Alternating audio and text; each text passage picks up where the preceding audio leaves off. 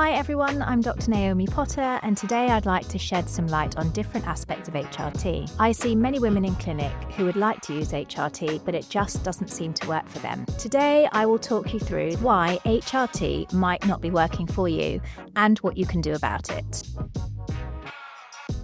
HRT, when you first start it, can definitely take some time for you to notice any benefits at all. It seems that some symptoms will improve faster, typically, than others, but some women don't notice any improvements at all.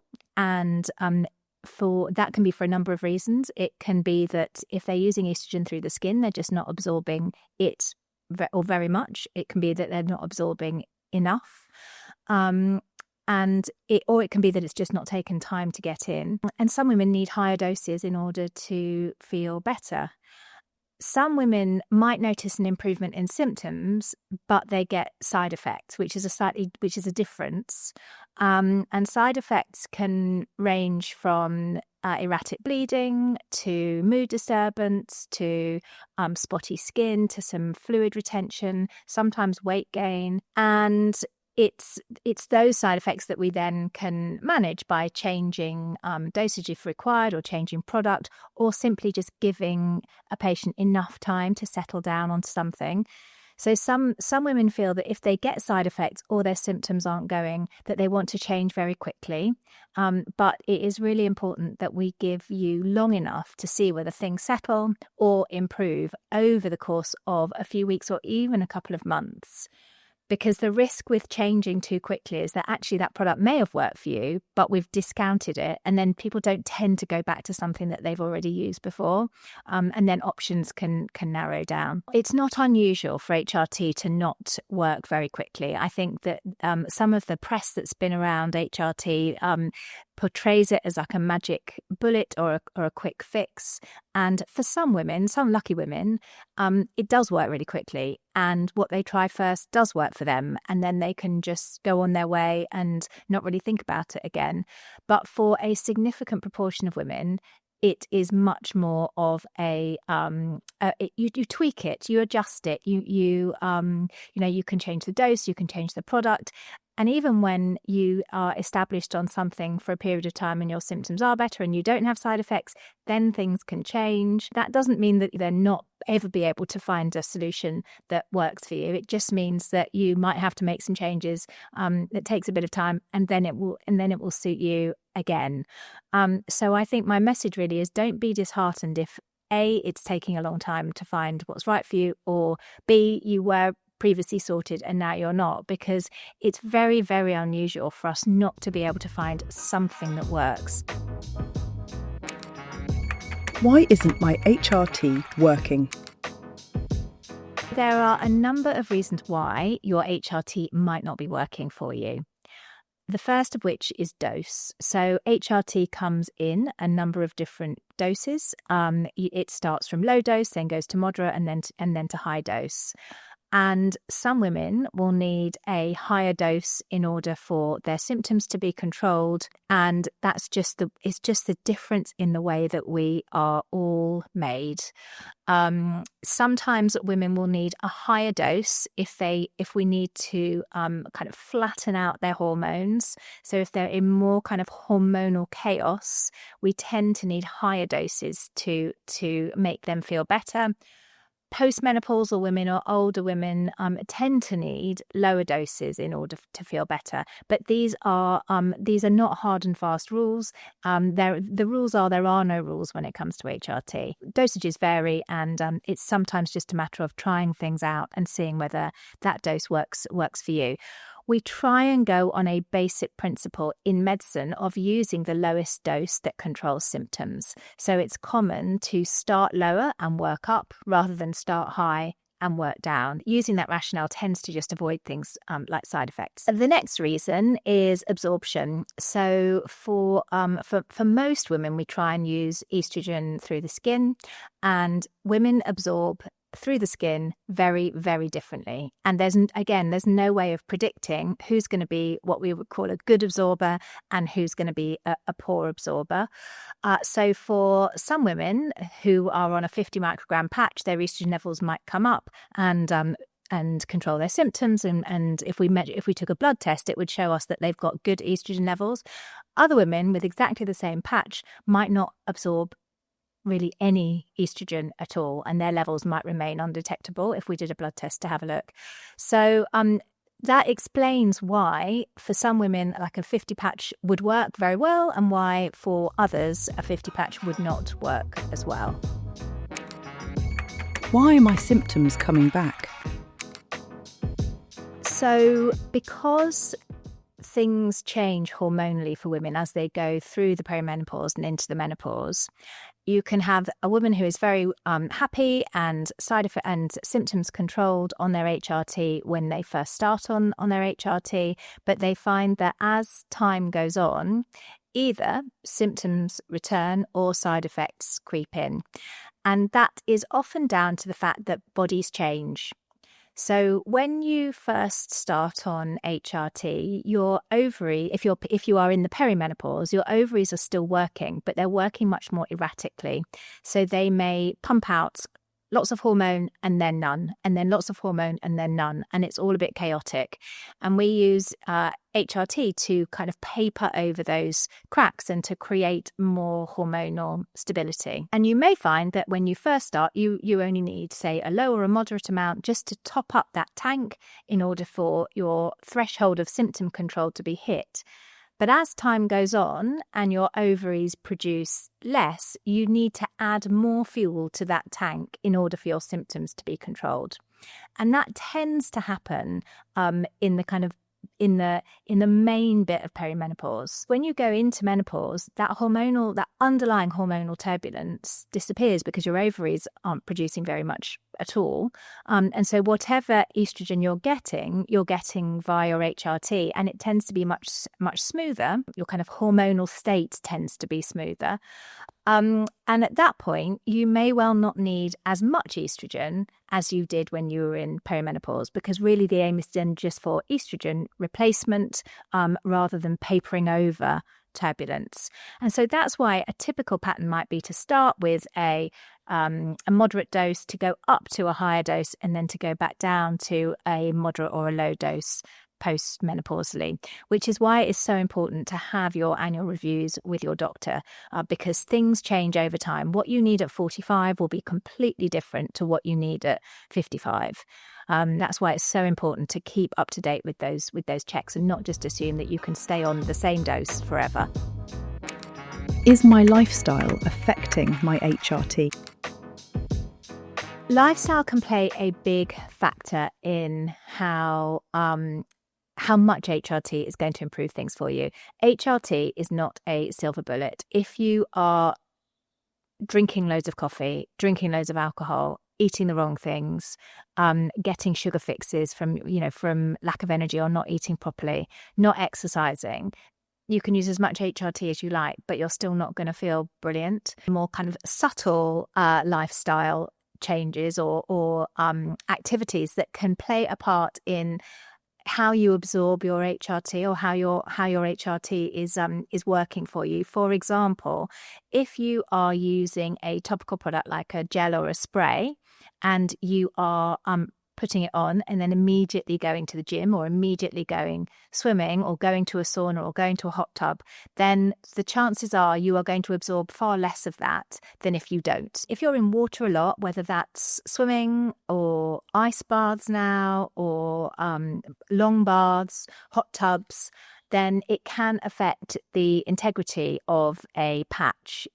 So high temperatures can affect the stability of the hormone, but also the patch doesn't form a completely perfect seal, and water can penetrate underneath the adhesive, and it can wash away what would otherwise be absorbed. It's a physical delivery mechanism that if you have things like water or extremes of temperature or something that's going to affect how it sits on the skin, it's going to affect how much of that dose gets in. If you are somebody that does spend a lot of time underwater, it may be worth questioning whether a patch is going to be the right product for you. Some women are fine with it and it works, and that's fine. But if it doesn't, then that's possibly the reason why. And an alternative would be to use a spray or a gel that you just apply after your underwater activity. So you go for your swim and then you come home and you put it on. Or if you swim later in the day, then you put it on first thing in the morning where it's had time to be absorbed. What side effects can you have from HRT? Side effects can be really demoralizing when you are using HRT. It can almost feel like going out of a frying pan into a fire. So your symptoms can be better, but then you can have really quite debilitating side effects from HRT. And the first is bleeding. So it can make bleeding heavier. It can make it more erratic and unpredictable, which in itself is really annoying. And there are definitely ways of going about changing regimes and products in order to resolve bleeding. We mostly adjust the progesterone or the progestogen to control the bleeding. Sometimes we just reduce the estrogen, but you often find that just brings back rebound symptoms. And different progesterones or progestogens are better at bleeding control. So you would first think about changing the dose and second think about changing the product. And a Mirena coil is very good at helping with bleeding. Some women don't want to have a coil fitted, and that's totally reasonable. But there are other, there's a number of different progestogens that we can look at and doses of them in order to keep that bleeding under control.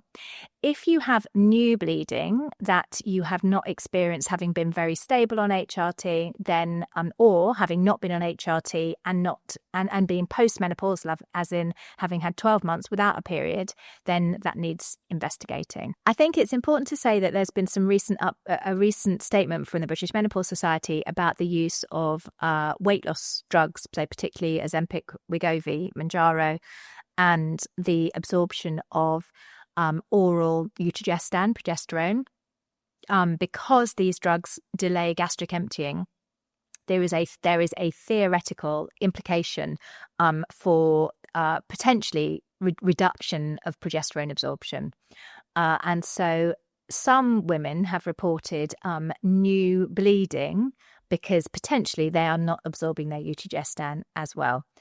So it's just something to bear in mind that if you develop bleeding having been completely stable on your Oestrogen and you've started on a weight loss drug recently, then please just discuss this with your doctor, because it might mean that we need to change the dose of your progesterone, or it might mean that you need an investigation for new bleeding. But in either way, it's worth just discussing that with your doctor. Other side effects are also fairly common with the progesterones or progestogens.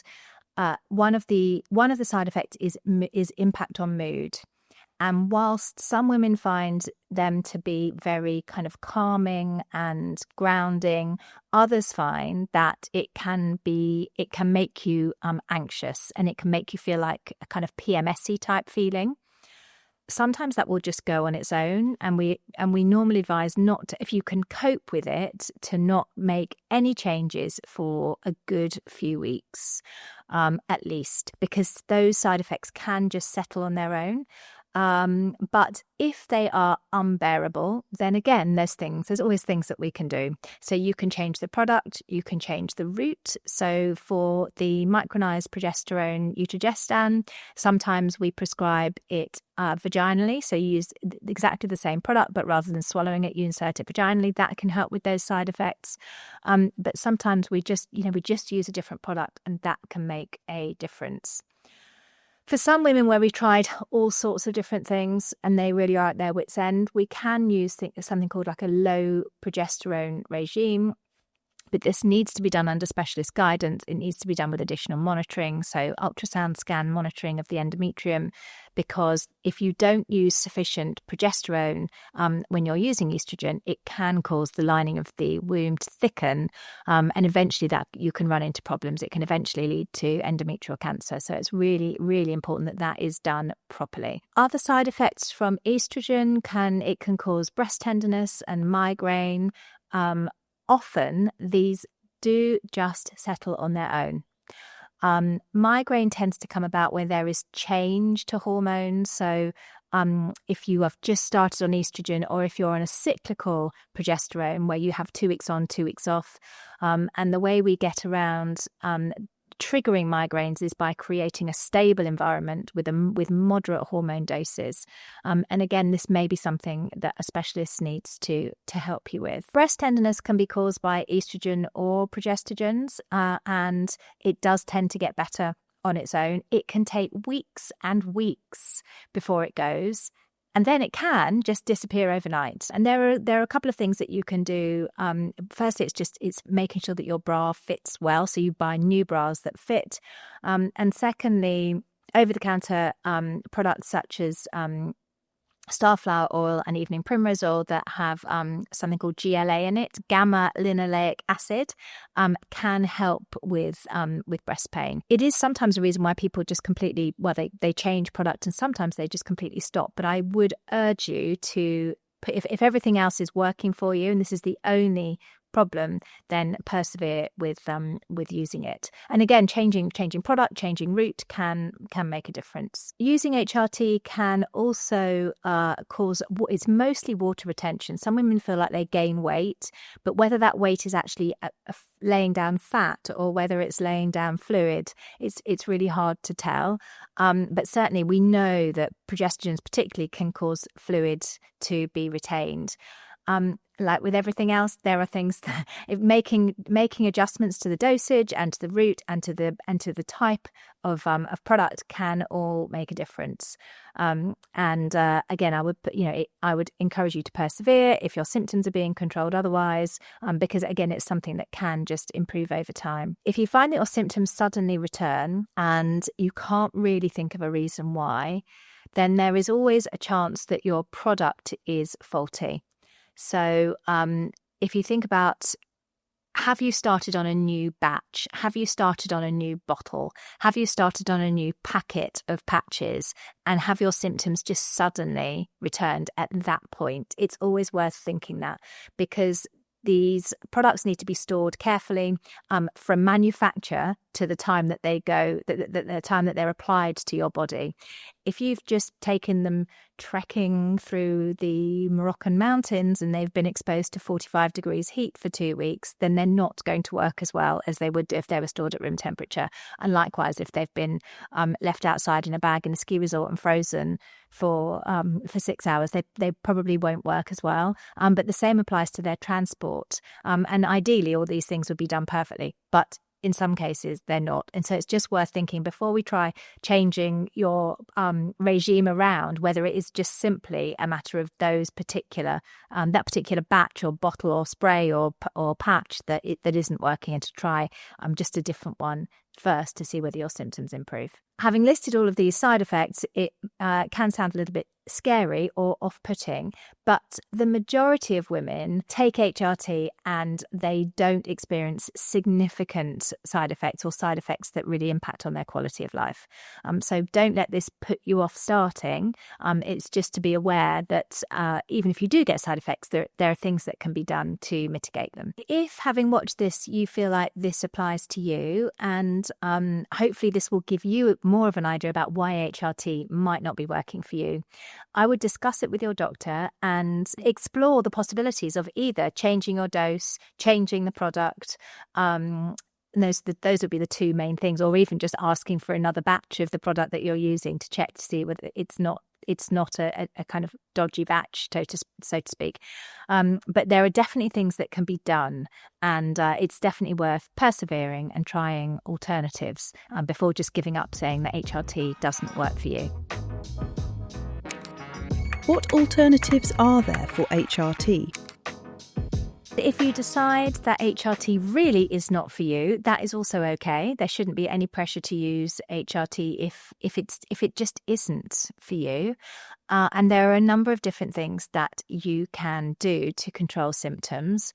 There are all the lifestyle changes and modifications that we've discussed in other podcasts. And there's lots of information about that on my website, which is menopausecare.co.uk. But there are herbal options, there are psychological therapies, and there are non-hormonal medications, of which there are an array. And it depends really on what your symptoms are as to what medication we would select as a first line for you. There are things like antidepressants for mood. There is something called oxybutynin, which can help with hot flushes and night sweats and urinary symptoms. So there are different things. There are different tools for different symptoms. Herbal remedies can be effective. There is some evidence to suggest that they can have an impact on symptoms, and there is also a very powerful placebo effect. It's just worth noting that where you get your products from, making sure that it's a safe source, and checking for any interaction with any other medications that you are on. And in terms of psychological therapies, CBT is evidence-based for help with hot flushes, night sweats and mood symptoms. And it can be available on the NHS in some areas. There's hypnotherapy that can be effective in treating menopause symptoms, and things like acupuncture, reflexology also are reported to improve symptoms. So there are definitely other options. Thank you so much for listening. If you would like to find out more about HRT for menopause, then visit the Content Hub at menopausecare.co.uk. Or if you have a question for me, then please do write a comment below.